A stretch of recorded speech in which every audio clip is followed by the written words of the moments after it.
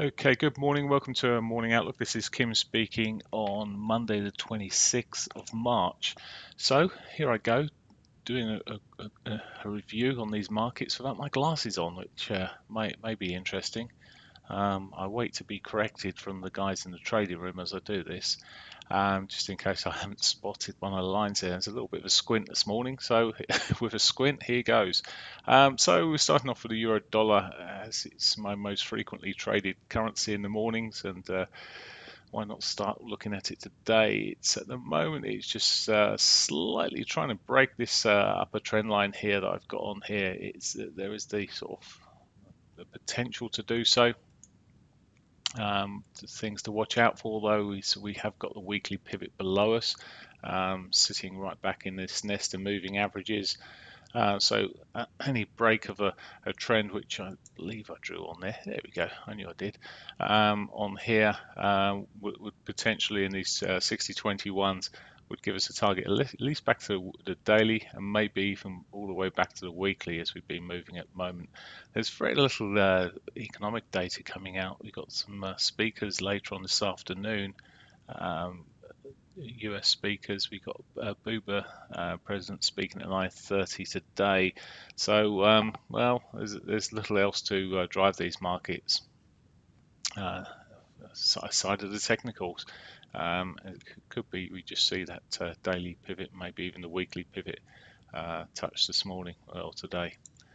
So any push up to the upside? Well, we were almost on the daily R1 there. It's not far from the prior highs there, the near-term highs at least. There are obviously plenty of other highs for it to start pushing off for. If it does start breaking through, certainly the weekly R1 up here towards those prior highs from a couple of weeks ago. And then, of course, the monthly R1 still it's being touched 2 weeks ago, so 3 weeks ago now. 1, 2, 3, yeah, 3 weeks ago. Goodness, I have to learn to count. It's my glasses that are missing, not my brain. Okay, so that's the euro. As I say, a hint of downside maybe, but this morning. But we'll see how it reacts to those pivots, particularly the daily at the moment. The weekly may just be held off, but they do tend to get hit earlier in the week. So looking at the pound, let's come out here a little bit more. Looks like it gapped a little bit up. Similar-ish picture to last week, really. It's just it's been one of the stronger pairings. It's again got the weekly pivot sitting below us and the daily pivot also below us. Now it hasn't missed one of these in 14, 15 days now, but there is the gap there below us, and maybe another day it doesn't miss one of these. It's broken the original trend earlier on. It's having quite a push up at the moment. Maybe this is just a fake out that we see in the mornings. We just see it may just be running up to its R1, but as I say, both daily and weekly pivot below. At the moment, though, it does look like it might be more upside on that. Dollar yen. Dollar yen. Well, it's interesting here. Right, okay. I suspected it broken down lower. So bouncing off its monthly S1 at the moment. It's got a reasonable chance. We've got the weekly pivot sitting and daily pivot sitting above. The weekly pivot's not that far away at the 21. Would be quite interesting to see how it reacts to this. It's pushing up a little bit already through the daily pivot here. So really it's looking for that weekly pivot. If it can continue shoving up, maybe we've got a chance of it running back towards that.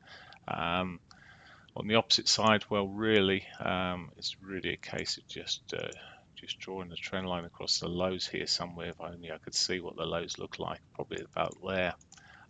So, and looking for the breaks of that back down towards that monthly S1. But at the moment, erring towards the more bullish side. One thing else I should have said in the news there is that China is looking at how to respond against the US tariffs, and maybe looking to buy less of their debt, which could affect the dollar somewhat, in which case we could see a bit of a bullishness coming through these markets, depending on how that, if that happens, and how the markets react to it, or how traders react to it, I should say, really.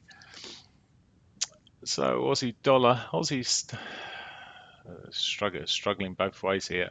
It's pushing up at the moment on this shorter time frame towards, well, it's already done the weekly pivot by the looks of things there.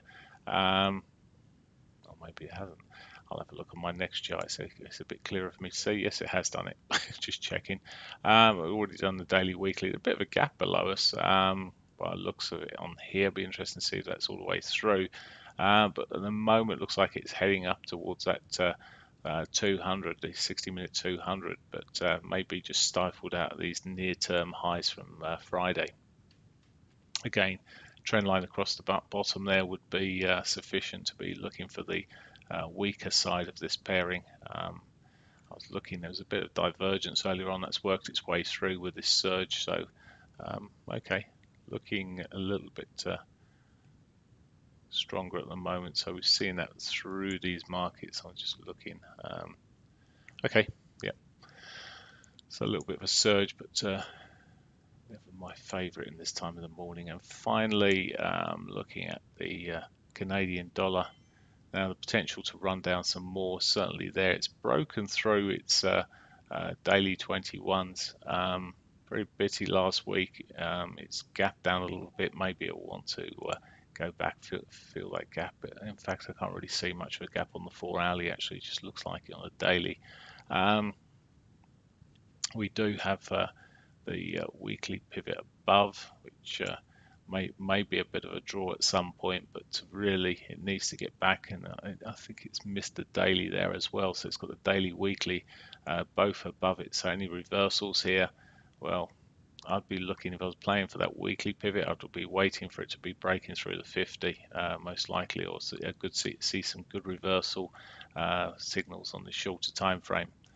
But at the moment, it certainly looks on a bigger picture that it could have some more downside there. Oil's come off a little bit this morning. I noticed when I was looking at it a short while ago. We're going to pick oil out.